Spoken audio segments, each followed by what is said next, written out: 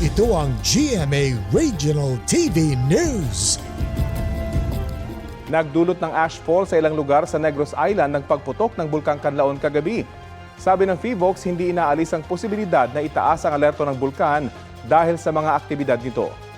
Balita hatid ni Aileen Pedreso ng GMA Regional TV.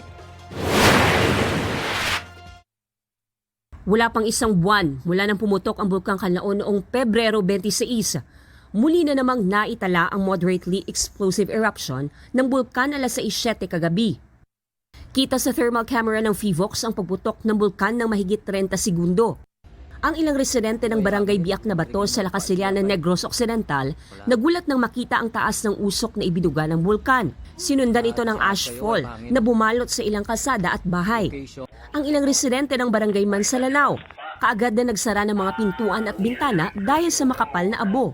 Katulad ng mga huling pagputok, pagbaba ng sulfur dioxide na nagresulta sa pagbara ng daanan ng volcanic gases ang dahilan ng pagputok ayon sa PHIVOLCS. Ma'am, no? So far, medyo pareho ang mga patterns ng aton nga mga eruption pag may ara sa mga pagdag na pa ang aton nga sulfur dioxide emission.